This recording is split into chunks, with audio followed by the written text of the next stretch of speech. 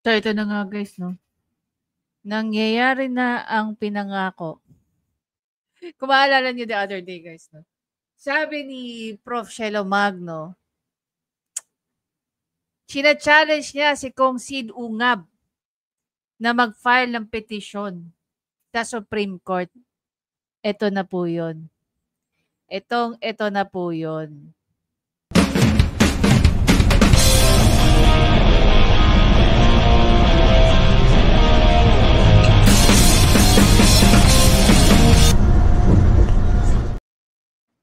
So, kung makikita nyo guys dito sa post ni Atty. Vic Rodriguez, imagine nyo, no?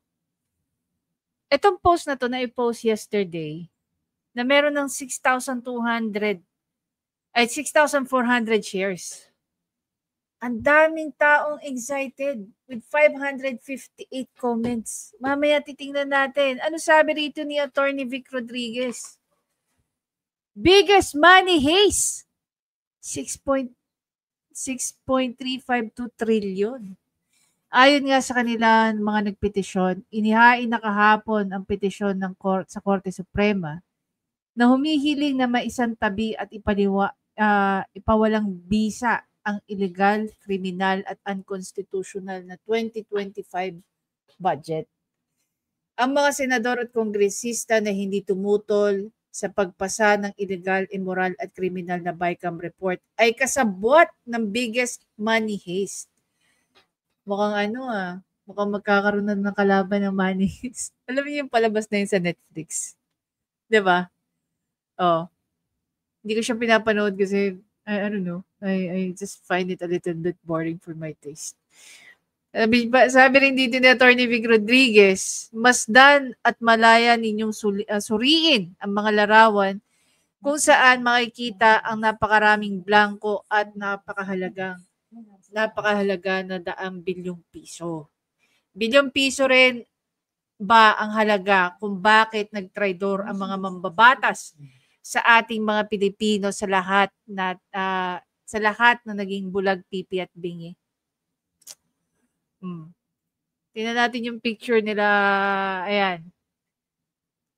Ito na po yung petition na ginawa nila Atty. Vic. Ito yung first page, no? So dito, sila yung mga sila yung mga petitioners, si Atty. Vic Rodriguez, Isidro T. Ungab, Rogelio A. Mendoza, Benito Ching, Redemberto Villanueva, Roseller de la Peña, Santos Catubay at si Dominic Solis.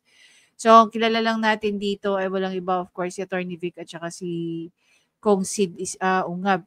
So, hindi natin alam kung kapwa niya mga mambabatas itong mga ibang nandito. So, ayon dito, so ang respondent ay walang iba kundi si Tambaluslos, si Kilay, at saka si E.S. Bersamin. Di ba? Nadamay na si E.S. Bersamin dito. So, basically, ito po ay na-file nung January 27. Okay? Ayan, may number na ng Supreme Court. Yan, for certiorari and prohibition.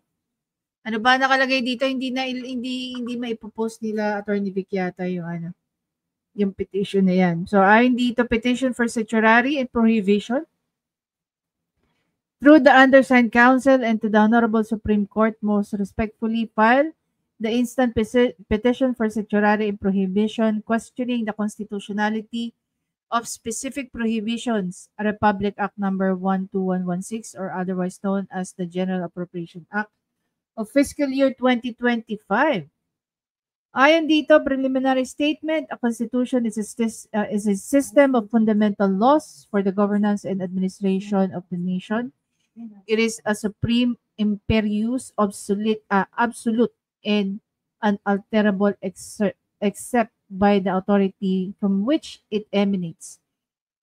It has been defined as the fundamental and paramount law of the nation. It prescribes the permanent framework of a system of government assigned to the different departments, their respective powers and duties, yada, yada, yada, yada, yada. Hindi ko alam kung ilang pages to eh. Sabi ng isa, naintriga ako dito sa comment. Sabi rito ni Edna Culpa, Nakakalungkot, Attorney Vic Rodriguez, ikaw ang lumalaban ng matindi sa pagsisiwalat ng kabulukan at matinding korupsyon under BBM count our votes.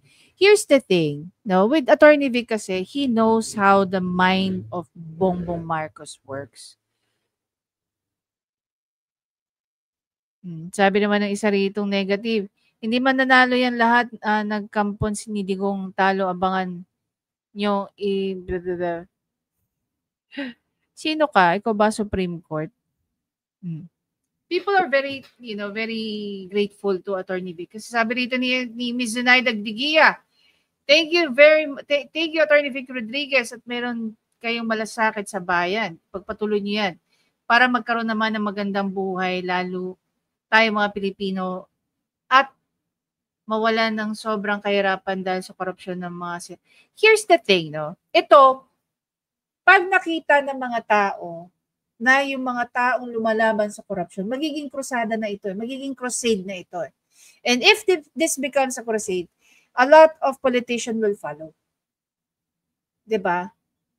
Kung ang mga politician, ang interest nila ay political survival nila, definitely, they're going to jump into this bandwagon. Kasi the more na nakikita ng mga tao na may mga interest itong mga politiko na to, or gusto maging politiko o magsilbi sa bayan, ito yung bigyan ko kayo ng example. Tingnan niyo yung ginawa ni Raffy Tulfo. Bakit siya nagustuhan ng mga tao at first? Kasi nga, kinakalaban niya ang kahit sino. Depende. Depende sa magiging interest niya. Diba? Kinakalaban niya yung mga pulis, yung mga general, tinatawagan niya yung mga secretary, and yada. So, nagustuhan siya ng mga tao. Kaya siya binoto. Hindi dahil nakakatulong siya. Dahil ang pinangako niya, babanggain niya ang kahit sino, walang hiya at korap na politiko. Ngayon, isa na siya sa mga yun. Diba? Bakit ko nasabi yan? Tingnan niyo naman yung ginawa ng anak niya. Now, going back. Kung ito ang magiging trend ngayon, itong darating na mga eleksyon, mga darating na pag merong mga politiko na kinakalaban ang korupsyon, magkakaroon ng sure win yan. Ang tulong ng tao, yung ginagawa ng mga Tulfo, yung wala na. Bulok na yung sistema, yung mga strategy ng mga Tulfo. Wala na yon. Ang interest na ngayon ng mga tao, yung ganito. Makita nila yung mga politiko o mga tumatakbo sa public office na ini-empower nila ang Pilipino by filing complaints, cases, something like this. Do you really think hindi ito papansinin ng taong bayan? Definitely yes. Kahit hirap ang mga Pilipino, interesado sila na maputol ang mga sungay ng mga politikong magnanakaw. Diba?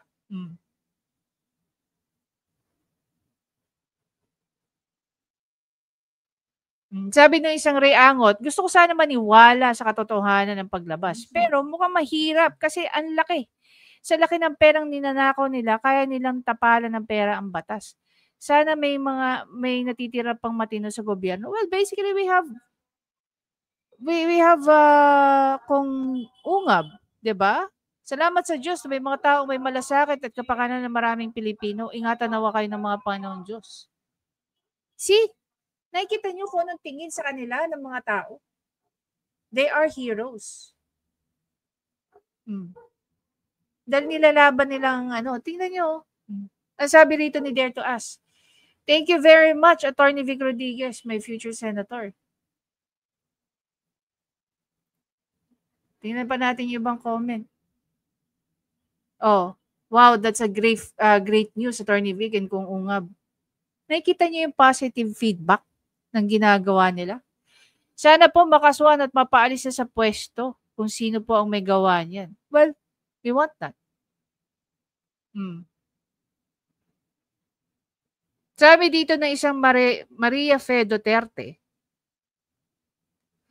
utang na naman, ubos na ang proceeds ng gold reserve na binibenta. Sino nang ikinabang? Mahal mahal na mga Ginoong Bongbong at Martin, PBBM government has kept borrowing money. More money because it is short of revenues. Ito ngayon nakakatawa eh. Short of revenues. Pero tingnan nyo naman kung ilang trilyon yung budget na laging hinihingi simulang pumasok si Bangag Jr., di ba? The budget deficits keeps widening, its trade deficit soaring, corruption growing. What happens when Trump imposes sanctions on corrupt countries and the World Bank and other multilateral financing institutions stop giving BBM loans? How will BBM pay salaries of bureaucrats, soldiers, and police? How can a government function without money? Eh di pipigayin tayo sa mga taxes. Diba? It will have to run on laway and empty talk. Since umupo siya, yes. We've been running on laway and empty talk. Simple common sense tell us that the government operating on borrowed money, on declining revenues, on wastage and corruption will end up collapsing its economy. Now, for those people who cannot understand that statement, then you're stupid, really. This is very basic. Sabi nga rito ni Miss Maria Fema, simple common sense tells us that a government operating on a borrowed money, on declining revenues and wastage or corruption will end up collapsing its economy. I-simplify natin to sa isang negosyanteng gaya ng kahit sino. Kahit pa yan simpleng sari-sari store. Nag-open ka ng sari-sari store. Okay? Kailangan mo ng pondo. Ang pondo mo, ipinangutang mo sa isang Bombay, 5-6, or any means na maka-generate ka ng capital mo. Ngayon, ang problema natin dyan, pag ikaw nagtayo ng negosyo, kahit as simple as a sari-sari store, at yung kapital mo, pinangutang mo lang, wala ka nang gagawin kung hindi magtinda para lang mabayaran yung utang. Not unless may maayos kang plano. Unfortunately, tayong mga Pilipino, we were not born to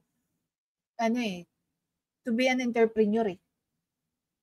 We were born to be an employee. Kaya tayo pinag-aaral, laging sinasabi ng mga magulang natin, para may makuha kang maayos na trabaho. Pero hindi nila kahit kailan sinabing, parang makapag-establish ka ng negosyo at hindi ka maging empleyado all your life. Now, kung i-apply natin yung simple common sense na yan, sinasabi rito ni Ma'am Duterte,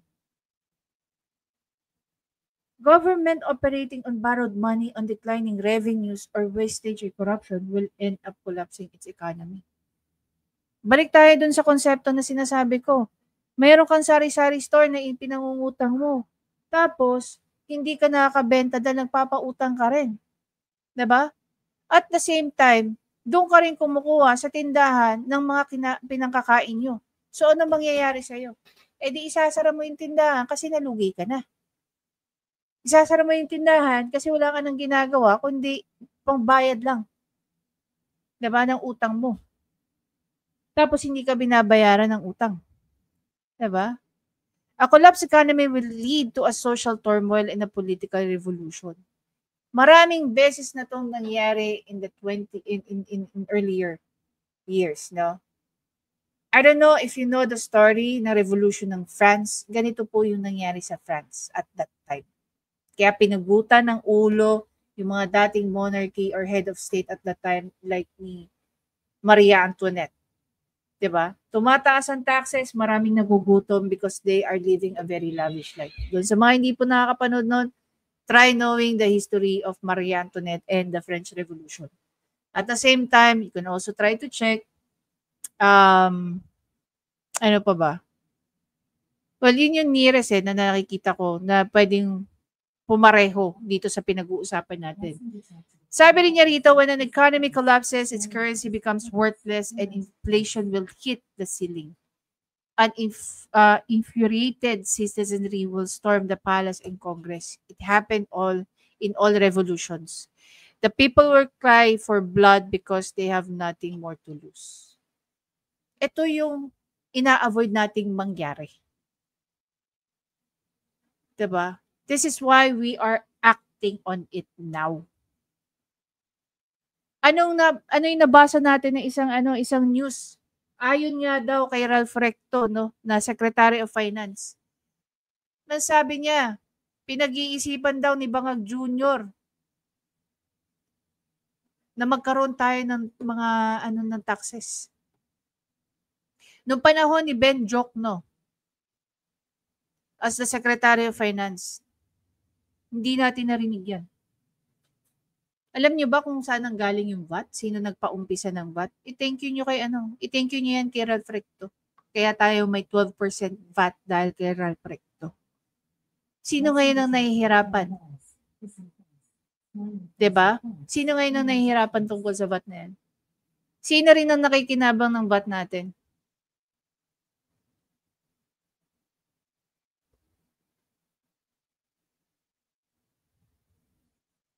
Sabi ni Inday Han, mga Pilipino parang awa nyo na.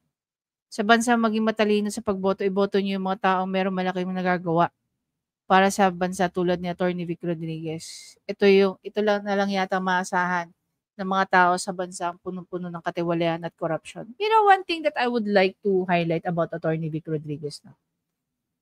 Matapang niya laging hinaharap lahat ng mga batikos tungkol kay Bangag Jr. Totoo naman siguro at one point, I will agree na he's a kingmaker. Kasi lahat ng pana na pinapana kay Bangag Jr. during the election, siya yung sumasalo Sabihin yung hindi. Sabihin yung hindi. Ngayon, kinakalaban niya. Tingnan nyo kung gaano ka-thankful yung mga tao. Thank you, Atty. Vic. Salamat, Atty. Vic. Thank you sa lahat ng petitioners. Mabuhay po kayong lahat. Thank you, Atty. Vic, kung ungab. Pagod na yung mga tao Salamat po sa inyo, tapang at aksyon, may future senator.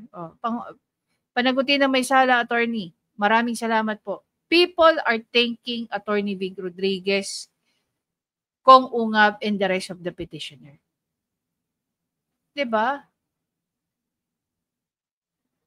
Dito pa lang makikita nyo, pagod na mga Pilipino. Sukang-suka ng mga Pilipino sa ginagawa ng mga kasama ni Bangag Senior. Ay, Junior pala. Ni Bangag Junior. Ngayon, nangaabangan na lang natin ano kaya ang gagawin ng Supreme Court dito. Guys, this will be a very big win for all of us. Pag naging favorable para sa taong bayan ang ginawa. Ang inano ni Kong Ungab at saka ni Atty. Vic. This will be a very big win. No? Again, hindi lang naman sila mga petitioner. May ilang tao rin ang involved dito. Kaya pasalamatan po natin silang lahat sa pag-aaksyon dito. And I'm very sure with Atty. Vic pro bono to, trabaho malasakit para sa taong bayan. Kaya dapat natin pasalamatan si Atty. Vic. Itong laban na to, guys, okay?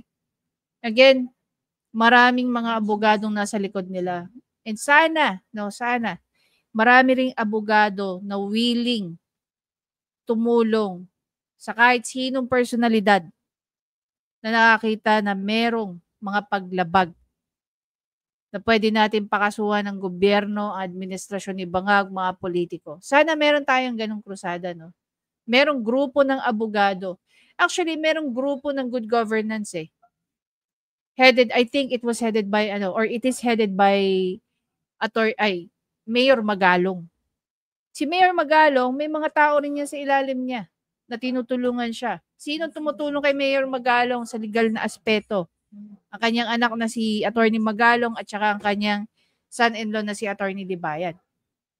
Pwede natin lapitan tong mga to. Pwede natin kausapin. 'Di ba? Na matulungan tayo isulong ang good governance. Sa pangunguna, of course, walang iba kundi si Mayor Magalong. Nakikita niyo naman, kaliwat kanan yung expose.